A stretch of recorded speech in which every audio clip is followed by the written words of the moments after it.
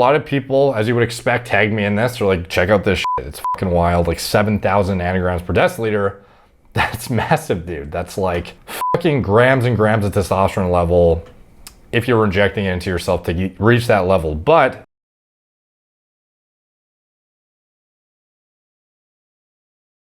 what's up, guys? Derek, moreplates.com. Today we're going to be talking about Daniel Cormier's 7,000 nanogram per deciliter testosterone levels for his fight against Jon Jones, UFC 182. Yes, indeed. Pretty wild claim being made here, and it's coming from leaked test results. So sort of leaked. These have been actually available for years, but no one has really put them to any level of scrutiny because, you know, Jon Jones is the one that everyone had the bullseye on because he actually has popped for shit before. He's popped for aromatase inhibitors, selective estrogen receptor modulators, actual anabolic steroids. So of course, a guy who has not been, you know, owned in on by USADA and had any sort of inkling of infractions and seemingly clean test results has not really come under the microscope very much, because why would he, you know? But going back to this thread here, apparently he had this one test result that looked really fucked up, and it kind of recycled this entire topic and discussion and brought about like digging into some of these analytics. So if you want to see a high level overview of the Jon Jones situation, you can check out this video on Rogan's channel. I kind of explained the overarching history of his doping and his test results and whatnot. So I will skip over the details around that in this one for the most part, because I feel like I sufficiently elucidated my thoughts in that video, and it's probably more entertaining here than you would get from this video, to be honest. So obviously a lot of people, as you would expect, tag me in this. They're like, check out this shit. It's fucking wild. Like 7,000 nanograms per deciliter. That's massive, dude. That's like fucking grams and grams of testosterone level if you're injecting it into yourself to reach that level. But something that goes overlooked, a very, very key point here, that people are very quick to throw Daniel under the bus on this without actually really digging into what this testosterone level represents, which we will get into shortly. So this is the subreddit thread that was brought up and mentioned here. PEDs and MMA analysis of DC and JJ's bloods from UFC 182. So this guy had a pretty good summation of all of the analytics and the situation and whatnot, and actually put together a really neatly compiled like framework of links and tables and stuff with actual data to reinforce it.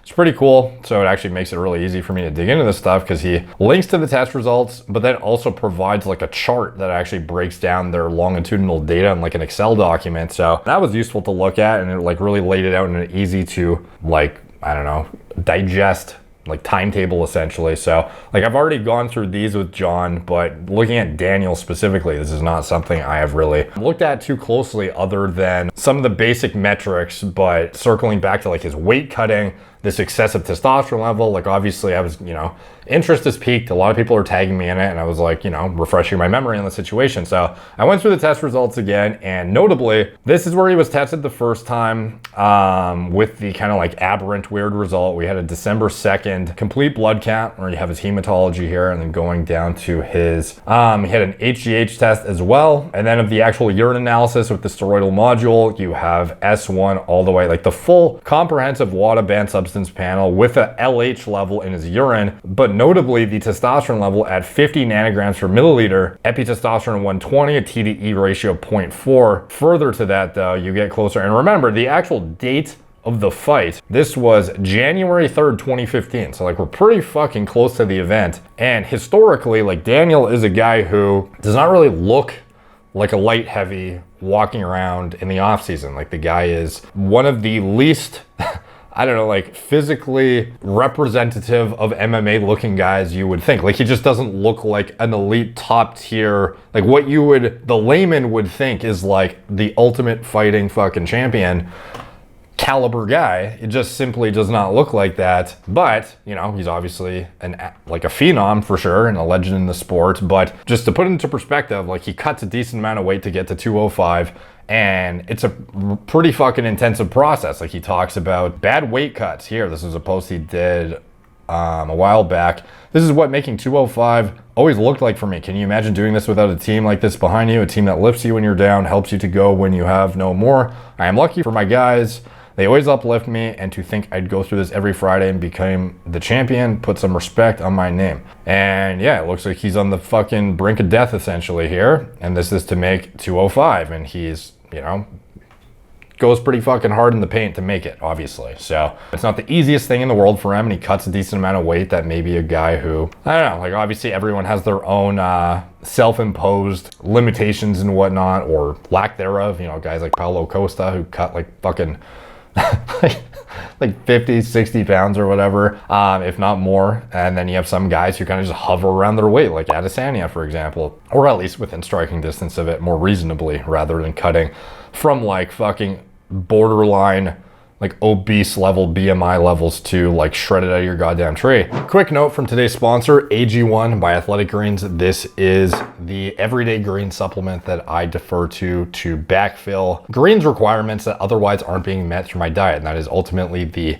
point of a supplement. It is to supplement your current diet. This is not necessarily a thing you should be using as a replacement. This is something that you should be utilizing, in my opinion, if you are somebody who is intermittent or lackluster in your vegetable intake from a greens perspective, like I am, you know, from a convenience standpoint, from an actual just consistency and adherence standpoint. Honestly, I'm not as on point with my greens intake as I'd like to be. So that's where something like this comes in, and it kind of checks the boxes and kind of gives me that peace of mind that I am getting the majority of the benefits at literally a fraction of the time commitment. It has 75 vitamins, minerals, whole food source, superfoods, probiotics, and adaptogens in one convenient daily serving. This special blend of ingredients helps your body's nutritional needs and supports gut health, immunity, energy, recovery, focus, and aging. It has some unique elements like adaptogens, antioxidants, superfood complex, digestive enzymes, and a mushroom complex, probiotics, vitamins and minerals. But ultimately, the reason I am using it personally is for my greens, backfilling those needs that I otherwise am not getting through my diet. And I feel like it fills the void as a daily supplement very, very well. And they also have gone through 52 iterations over the years, which is something that really stood out to me as a marker that they are staying on top of the most recent nutritional literature and constantly evolving, not just hanging their hat on a formula that sold well, rather constantly updating it to reflect the newest and highest quality information. So the link is in the description below. Almost forgot how to talk for a sec. athleticgreens.com/moreplates, and through the link, you'll also get a free 1-year supply of vitamin D3 and K2, something that people are often deficient in. This is one of the biggest low-hanging fruit supplements, in my opinion, that most people should be looking at, a D3 K2 complex, as well as the fact that they used MK7 as well as MK4 in their K2 also made me a bit more confident in their adherence to the newest, most up-to-date literature. So that was good to see as well. And the most bioavailable forms of vitamins and whatnot in this formula. It all is, check my boxes, so to speak. You also get 5 individual travel packs for free too, with your 1-year supply of K2 D3 through the link below. And if you want to support me, you can check it out. It's much appreciated when you guys use the sponsors to help support me and indirectly grow the channel. And back to our regularly scheduled programming. So anyways, circling back to the test results, we have this 7,000 nanogram per deciliter total testosterone supposedly is like what's being implied here. So we get to the next test result. This is December 17th, 2014. He has the same metrics checked again for the most part. From what I can tell, we have the hematology, have an HGH test, but then going down to the urine, we have an LH that is pretty fucking high at 45.7 with a testosterone of 70 nanograms per milliliter. So if you're gonna convert that into nanograms per deciliter, it's a pretty easy multiplier. It gets to 7,000 nanograms per deciliter. So, you guys are probably pretty familiar with the reference range of 300 to 1,000 or, 250 and 950, ballpark for whatever lab it is that you're using. But it's roughly in that range. So 7,000, it's like, wow, this guy is like, what the fuck? He's like clearly on PEDs. He's clearly on testosterone, right? Wrong. This is a urine analysis, guys. So a lot of people were quick to be like, wow, like holy shit, his levels are over 7 times higher and they're supposed to be like clearly using undetectable, cholesterol-derived testosterone or something, just like the guy's just skirting the system hard, right?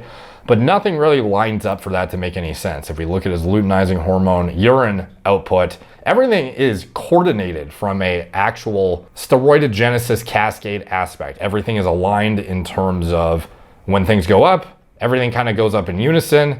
When things go down, everything kind of goes down. But again, it's kind of the aberrations too that make this more questionable, which is actually where this Reddit post kind of like dug into it a bit harder and started to question exactly what he might have done, not just Jon Jones. Closer to the competition, we have another collection date on January 3rd. So remember, date of the competition, January 3rd. Looking at these test results here. So this is the urine matrix of LH. We have the steroidal module again, the entire banned substance panel. What do we have here? A test of 13 nanograms per milliliter. So again, remember, this is all urine. This is not representative of like, holy shit, this guy is still over 1,000. Like, no, this is urine, entirely different. But still, if you are literally cutting absurd amounts of weight, like Daniel, and doing excessive, last minute, tactics to drop like 15 to 20 pounds to make it to 205 and then, super compensate back up to like 220 or whatever it is. What would you expect to see? So we'll get into that shortly. But anyway, so this test level, 13 nanograms per milliliter, obviously a far cry from his 70 that he had just a couple weeks prior. And the LH going from 45.7 all the way down to 7.6, like quite the drop in his actual output from his pituitary to his testicles to actually produce intratesticular testosterone. You kind of see across the board this represented in his other androgen byproducts and upstream androgens that are representative of this steroidal module. They used to kind of compare ratios and whatnot to see if you are fucking with the system. Because again, the main ratio people are going to be looking at is going to be the testosterone to epitestosterone ratio. Reason being is because epitestosterone on the steroidogenesis cascade is higher up. So even if you are using exogenous testosterone, you shut down your HPTA, the actual steroidogenesis cascade doesn't just stop at cholesterol. It still has all of these different interactions that result in the actual, glucocorticoids. You have all of these adrenal steroids being produced. You have downstream to that, things like DHEA, etc. So just because you inject testosterone, it's not like the steroidogenesis cascade is entirely halted. You still have things like epitestosterone being produced, but your testosterone levels, if you have, a suppression of everything downstream from testosterone, but your testosterone is remaining the same or elevating to some heightened level, and then your epitestosterone is like oddly out of range and it's kind of not representative of natural endogenous testosterone production like you would otherwise have with actual aligned ratios if you were producing cholesterol-derived testosterone like a normal human. It can be pretty easy to see when there's like weird fuckery going on from exogenous hormone use. And now, again, we've discussed at length how this can be manipulated too, and there are certain, gene defects or mutations in genes or deletions that entirely completely fuck with the interpretation process. And this is why there is longitudinal data to assess aberrations and not just like a sheer marker threshold amount.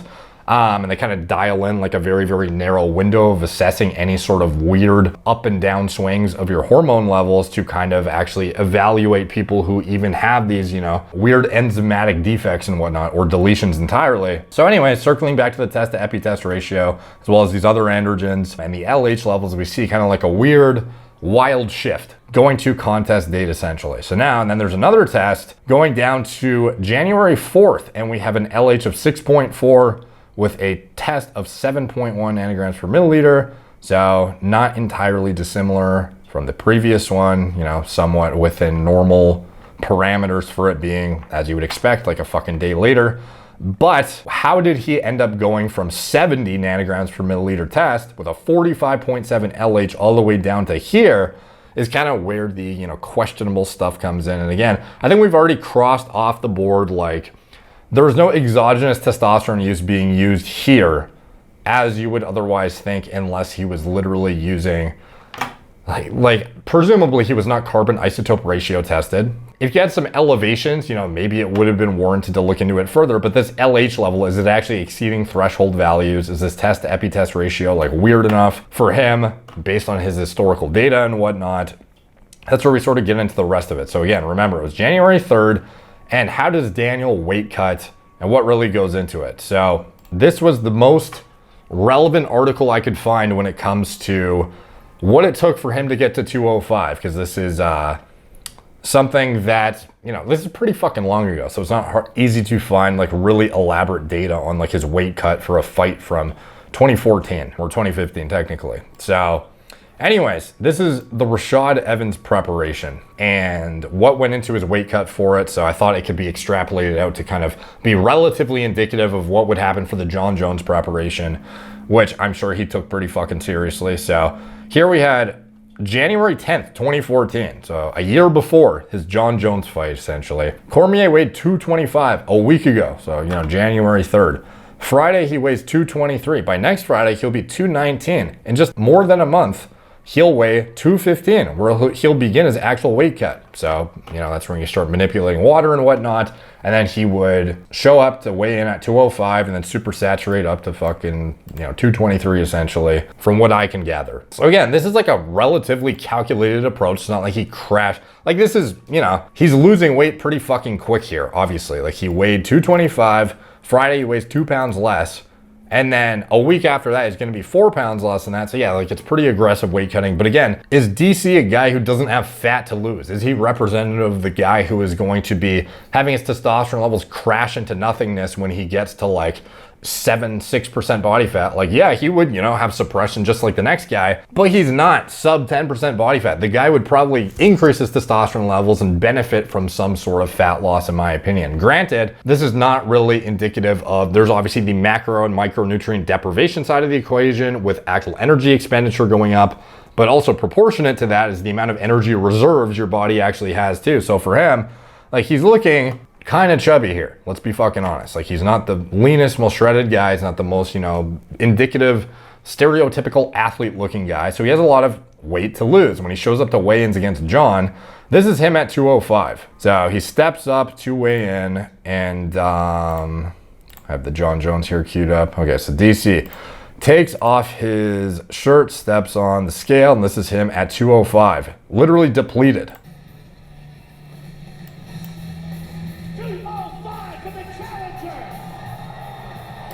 So does this look like somebody who is like fucking shredded to the bone and completely, you know, essentially having no storage of reserves to tap into? Like this guy, you know, he just looks athletic, let's be honest. He does not look like a shredded, deprived the fuck out of himself to get to here level territory. Like sure, he probably, you know, aggressively dieted as we see based on these articles and whatnot, but at the same time, I don't think this is necessarily indicative of a guy who is within striking distance of like stage ready bodybuilder and then gets to like stage ready bodybuilder for actually assessing hormone levels. So for me, it is a little bit finicky to be like, okay, he has this, you know, weird, you know, 50 nanogram per milliliter test and then a 70 nanogram per milliliter test with a crank through the roof LH at only like 2 weeks out from the fight. And he is presumably cutting like 3-4 pounds a week at this point. You know, is the amount of calorie, macro, micronutrient deprivation and energy expenditure going to actually result in him being crashed into, you know, borderline hypogonadal territory like you might otherwise see in another fighter? And again, this does not account for Jon Jones, like essentially castration level hormones, but this is like from an actual suppression aspect, like yeah, when you're cutting weight aggressively and training hard, like you're going to experience some hormone suppression, but the proportion and relative manner in which it decreases is going to be partially dictated on how aggressively you're dieting, but also how much energy reserves are actually available to, you know, liberate into circulation and actually make use of when you were depriving yourself of those calories. Like we've seen, you know, guys who have fasted for like a year plus who are morbidly obese and then they get like lean just because they deprived calories, but they still had that available energy to utilize throughout that entire process of deprivation. Whereas for another guy who's like a, you know, bodybuilder who's stepping into their weight cut like 12, 16 weeks out or something at like 14, 13% body fat and is getting down to 5, it's a little bit different. So I wanted to bring up this study here. It is natural bodybuilding competition preparation and recovery, 12-month case study. So this is one of the best studies I know of for showing the actual changes in different hormone metrics as somebody aggressively cuts for a show and then actually reverses out of that show and what happens to their hormones from a testosterone aspect, from a cortisol aspect, a thyroid hormone output aspect. So we see here, this is 6 months out, 3 months out, 0 months out. So literally the show, and then 3, 6 months again. This was an assessment of the entire 12 months for this 26, 27-year-old, 6 months before the competition up to 6 months after, and what happened. And what you actually see is, as you would expect, his testosterone levels start dive bombing pretty hard. I believe this was the testosterone bar on the graph here, and then we had T3 levels, T4 levels, and obviously, you know, stress hormones skyrocketing through the fucking roof, as well as actual ghrelin to stimulate your hunger, leptin levels decreasing, and then they all sort of, you know, phase shift back after the competition is done. They get back to normal eating patterns. Here we have body mass going from, this is the kilogram side of the chart, decreasing precipitously towards the competition, and then going back near to baseline afterwards. Then we have energy intake relative to energy expenditure here. And as you can see, it's kind of as you would expect, you know, the hormone fluctuations in tandem with body weight decreases in the amount of, you know, diet implications you are imposing on yourself, or, you know, energy expenditure, however, whichever lever you want to pull on, whether it's doing more activity or reducing food. Like, you are going to, if you're in a net deficit, you are going to lose weight. We all know this. So anyways, the main thing though is the actual testosterone suppression metrics. If you actually look into it, we have pretty blatant borderline, like this is literally hypogonadal territory, and then getting back up to a very, very healthy total at 922 nanograms per deciliter. At 3 months out, he was 225. So keep in mind, he is basically at like hypogonadal territory for the entire last, you know, of this assessed time frame. Like a significant chunk of it, he is dealing with hypogonadal levels, and as well as lower T3 levels, T4, cortisol going through the roof, etc. Or at least, you know, significantly higher, and then leptin and ghrelin, you know, crossing in order to regulate hunger and satiety signaling and whatnot. And then they get back to, you know, healthy levels thereafter. So again, how does this relate to the DC stuff? So if a guy is cutting, you know, 4 pounds per week or whatever it is that he typically does. Now, again, I don't know how he prepped for the John Jones fight. I couldn't find an article on that specifically, but presumably he was doing something similar to the Rashad Evans, where he's going to be, you know, a week out, or a week ago, he was 225, Friday 223, next Friday 219, and another month 215. Next Friday 219, just another month 215. Then he does his weight, you know, his water cut presumably, and then super saturates up. So, you know, would he have done something wildly different? I doubt it. So he's cutting like reasonably hard here. I think his walking around weight is like 240-ish or maybe even higher. You know, he would have to be the judge of that, obviously. Like, I can't say for certain. I'm kind of just ballparking based on these articles. Only he's the one who knows the true answer to that. But you would expect, you know, that some of these metrics would be more suppressed. 2 weeks out from the competition, when you're cutting 4 pounds a week, how are you having an LH level that is like super physiological in a total test, or a test via your urine output that is super physiological as well, essentially, or borderline, because that's what we're going to get into next, is the threshold values. And this, if this was actually like a very, very weird aberrant finding. So again, I would circle back to his body fat level and how much energy he has in reserve to actually fuel things still while he is depriving himself. Because again, it's a little bit different with a guy who has like a borderline, like obese BMI, that of actual fat mass, not like muscle mass, versus a guy who is like actually lean going into a cut and has to cut off like just fucking pure glycogen muscle, just like high quality tissue, versus a guy who actually has like shit tons of fat to dip into. Anyways, let's go back to the actual threshold values. So we have, keep in mind, this is using WADA's 2015 prohibited list. So there are some things that have changed fairly significantly since this time, including testosterone and epitestosterone ratios and whatnot, and cutoff values. Things have become a lot more strict since then. This is another time. This is like literally like borderline USADA, like inception time. So here we have peptide hormones, growth factors, related substances, and mimetics. So was he tested for this? Yes, he actually was. If you look at his test results, we see S1 all the way down to S9. This is the entire banned substance panel based on the 2015 banned substances. So again, if something's not on here, can you get away with it? Fuck yeah, you can. So when we look at his levels, like, I do not see anything indicative of testosterone use. I do not see anything indicative of actual exogenous anabolic steroid use. What we do see that might be explainable in some capacity is the manipulation of endogenous hormone production via the administration of recombinant gonadotropins, or using something that manipulates the pituitary for heightened output of gonadotropins, or something that's like a gonadotropin releasing hormone like a GnRH agonist, like a triptorelin or something. But again, they still had a lot of this stuff on their list back then, like checking for chorionic gonadotropin, something that would be typically used among bodybuilders to stimulate Leydig cells as an LH mimic, literal, actual luteinizing hormone, and the releasing factors like boosterelin, gonadorelin, triptorelin. So it's like, okay, well, what can you get away with then? And again, when you have these like big spikes in LH, is that something that you might see from GnRH agonists? Like, if you guys don't know what GnRH agonists are, these are compounds that basically stimulate the HPTA axis. Functions through like a variety of feedback loops, or it's like one big feedback loop essentially, and your hypothalamus stimulates your pituitary to produce luteinizing hormone and follicle stimulating hormone via the release of GnRH, gonadotropin releasing hormone. And if you have a GnRH agonist like a triptorelin, it is basically stimulating your pituitary to output more LH and FSH, because it kind of depends on the situation in which it's deployed, but oftentimes it's used for people who have like dysfunction via their hypothalamus and they are not able to actually stimulate their pituitary adequately. Or another wild scenario is it's used to actually castrate sex offenders. Yeah, fucking wild. Actually literally like castrate like pedophiles and shit. So this is something that if you push too hard with a triptorelin, you probably have heard of this if you're, in the bodybuilding space and, you've looked at, PCT tactics and whatnot. Triptorelin is seen as the sketchy one because it's available via a lot of these research chemical websites as an underground product. But if it's misdosed, this is a product that comes as a very, very low dosage concentration in this like lyophilized puck of powder, and you reconstitute it and you just hope it's accurately dosed, because if it's not, you are potentially playing with fire, where you are playing with a compound that is literally used on sex offenders to castrate them. Because if you overstimulate the pituitary and you can sort of burn it out, so to speak. If you like overstimulate it, you have this giant surge in LH and FSH initially, and then it kind of crashes.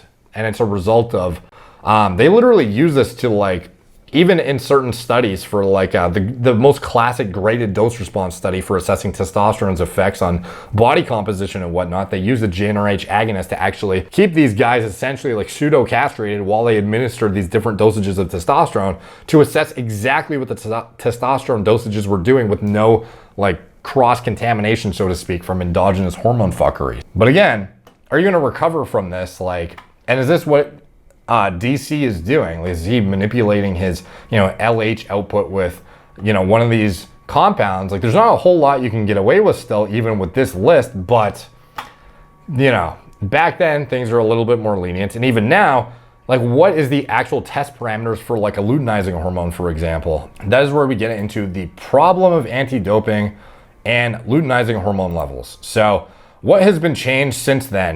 They've added some other GnRH agonists, like we have deslorelin, goserelin, luprorelin, nafarelin.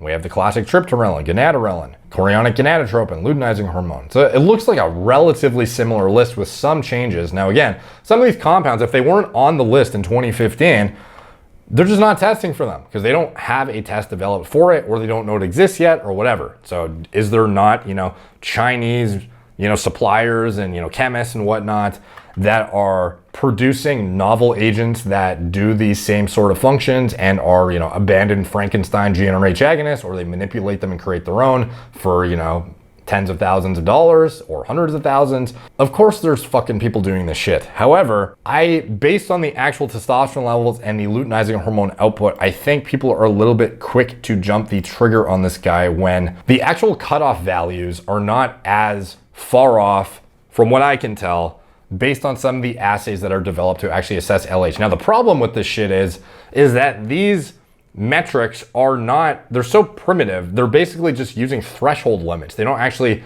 differentiate between recombinant versus endogenous versus whatever, like you would have with a carbon isotope ratio or an HGH isoform differential immunoassay to actually differentiate between endogenous versus exogenous. They're literally using like threshold values because that's the best they could do at this time. So we have here, based on these Delphia and Immulite assays, cutoff values of 40 IU per liter and 60 IU per liter, depending on the assay deployed. And this was back in, I forget what year this was exactly, but this was an assessment for like a novel way to analyze luteinizing hormone levels and kind of elucidating some of the shortcomings of these tests and whatnot. So, this is actually a very interesting article in itself, but the kind of breakdown was assessing the threshold values, what could be used to improve it. This study, a new micro-well format assay, was evaluated to measure urinary LH for doping control purposes. Method was proven to fill the objectives of the quality for doping control purposes, even though the assay is designed for serum matrix. Validation process in urine demonstrated that the assay is fit to purpose in that matrix. No differences were observed between LH concentrations in serum and urine matrix. And again, they were trying to use, some of these tests can't even detect the difference between actual synthetic analogs of these things that are stimulating the same receptors. So they come up with more and more, try and get away from the primitiveness and try to come up with cheap, easily reproducible assays that are then going to be hyper-specific for actual endogenous hormone production based on minor variations and isoforms and kilodalton weights and whatnot, or ratios between these different isoforms. And that's kind of how they detect things like, growth hormone, but we've seen how fucking finicky that is and how, unsuccessful it's been in actually detecting people. But I digress. The whole point is that this shit is hard to detect, and ultimately, even if you were assessing this thing through a luteinizing hormone test, we don't even know for sure that their threshold value was crossed here. So is it possible that Daniel was using something like a GnRH agonist or a straight up LH, recombinant LH, and he just didn't cross a 60 IU per liter cutoff? Possible, but then that begs the question, if he's willing to use those during those tests, 2 weeks out, why would he not have deployed them when he is why would he not keep them, around the competition to maintain his hormone production when he is, crashing and doing the harsh, water cutting? So for me, this kind of, it's definitely notable. I would definitely look at it further, and I'm sure they definitely, saw it.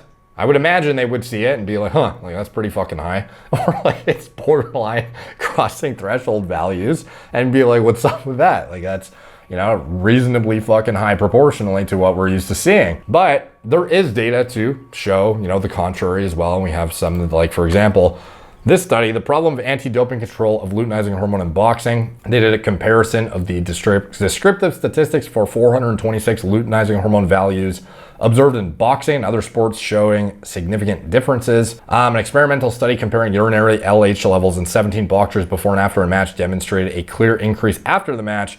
Same observation was made for urinary follicle stimulating hormone in all of the 8 boxers tested for this other pituitary gonadotropin. These observations have consequences for anti-doping controls, as the reference range for urinary LH levels must take into account specificities of boxers. They also suggest consequences for the health of boxers. Although to our knowledge, such observations have never been described, other pituitary disorders have been reported.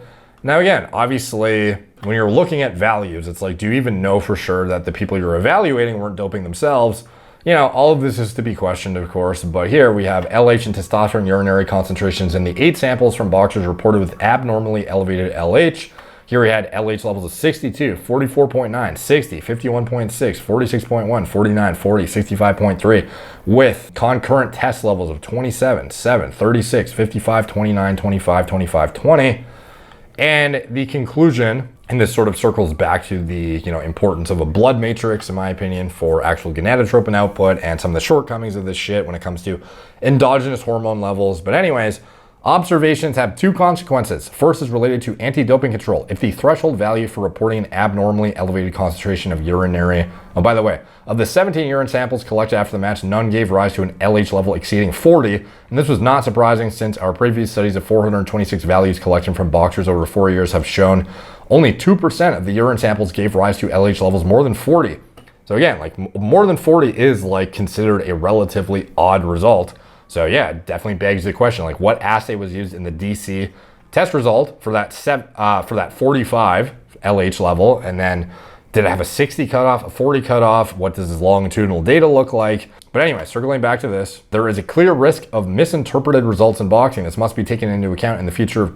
Technical document from WADA and a recommendation might be made to perform only out of competition controls in boxing. Second is related to health in boxing. Brain damage has been extensively described in the sport. Pituitary dysfunction has been reported, and in particular has been shown that chronic head trauma may lead to growth hormone and or ACTH deficiencies. To our knowledge, the observation of an increased urinary level of LH and FSH after a match has never been reported and deserves further investigation. Many urine samples are collected for anti-doping control after intensive physical exercise, and many of them show high protein levels due to effort Proteinuria of both glomerular and tubular origin. In addition to boxing, many other sports induce proteinuria, which seems to indicate that the prevalence of high urinary LH levels in boxing is not related to increased excretion of this hormone in urine. However, it will be important to investigate LH in blood. In addition, the other hormones produced by the anterior pituitary should be explored: GH, ACTH, prolactin, TSH, as well as those secreted by the posterior pituitary. Whatever the origin of high urinary LH levels after a boxing match, from an anti-doping control perspective, they need to be taken into account in order to reduce the risk of reporting false positive results. So again, objectively, could this have been like an aberrant reading that deserved to be looked into further? It definitely would have been worthwhile to assess, you know, longitudinal data of LH levels, which in their urine analysis, they are definitely looking at. But I mean, ultimately for him, what I can tell, and the amount of reserves he has from an energy storage capacity aspect, for me, like, I'm not necessarily giving it a pass or anything, but I'm thinking it may be explainable by natural means, but it definitely would be questionable as to, okay, were you using a LH analog of sorts, or an LH secretagogue, or a GnRH agonist of sorts that is undetectable, or a recombinant LH or something, and is, you know, spiking your LH levels in urine. You know, kind of, it's all, you know, possible for sure. However, it would make me definitely question if he's willing to use this twice, literally during the test. Like, obviously on the first one, his LH levels weren't wildly different. Like, we had a 50 test with a 39.2, like right on the threshold of 40 LH. So if he literally got tested when he was using a GnRH agonist or something like that, do you really think, like, to me, I'm trying to wrap my head around a guy having these test results and then going on to actually not only continue to use the same shit, but then like end up with a 70 test this time, deeper into competition prep with a 45.7 LH, and then getting away with it, and then not continuing to use it into the actual competition, unless his crashing through the weight cut, or the, you know, the water manipulation and the concurrent weight cutting that ensued during the last couple weeks here was so significant that it would somehow offset the effects of a GnRH agonist in some capacity. You know, ultimately, I do not think he actually did that. That would be my speculation personally. I think this is definitely worthwhile to look at, and I imagine they did. But you're not gonna be able to prove anything, unfortunately, through this one. But it definitely looks suspect, and it is iffy, you know? It's definitely an odd result, but if it were me, and I was, you know, if DC was actually using something throughout this time frame, I would imagine he definitely would have either reeled back after the first test, or continued to push full board into the competition. You know, sometimes these guys will cut, like, you know, dozens of fucking pounds, you know, in the last few days, to actually make weight and then super compensate back up. Like, it's gonna take its toll on your body for sure. And for him, you know, I imagine this is a, you know, obviously a giant misinterpretation of his testosterone levels with this 7,000. For me, seeing this again, at best, he is using a GnRH agonist or some sort of novel compound sporadically, seemingly. But I just don't think he would have done it, given that I don't see the consistency in its use throughout the entirety of this process. Because again, like, if you're going to be trying to derive all the benefits from it, like, are you going to let yourself, are you going to pull it out, you know, before the competition if you've already been tested twice while you knew you were fucking using it? Like, I would imagine not. And I imagine this is more to do with his unique body composition and the way he go about preparing for competitions relative to a normal athlete. But could be wrong on that for sure. But to me, this testosterone level is being widely misinterpreted, and people are throwing DC under the bus very, very haphazardly without really digging further and even realizing this is a urine analysis, not a blood test analysis. But cool nonetheless to see the, you know, full spectrum of data. And this definitely is a interesting reading that I'm sure, you know, raised some eyebrows at least. Because if I was the testing agency, you know, I would at least, you know, be digging into this a bit further. You would hope they would have. But anyway, that is my analysis. Let me know what you guys think in the comments down below. All the comments help the algorithm. They're much appreciated. Like, subscribe, check out my blog. MorePlatesMoreDates.com. Follow me on Instagram at MorePlatesMoreDates, Facebook, Snapchat, Twitter, TikTok, Apple Podcasts. If you want to support the channel, you can check out anything I'm associated with in the video description below. My preventative medicine, hormone replacement therapy platform, Gorilla Mind, nootropic formulas, Gorilla Mode, pre-workout formulas designed myself, recommended diet model for gaining muscle and sports performance, whilst being mindful of micronutrient intake and actual, hormone synthesis and whatnot. A lot of diets are simply focused on macros rather than also considerate of micros and actual health. So yeah, definitely recommend that if you are looking for a 101 guide to building muscle, as well as, sports performance, electrolyte balance. A lot of those things are considerate in the diet model as well. And anything else that supports me, it's all in the video description below. Thank you guys for watching. Talk to you soon.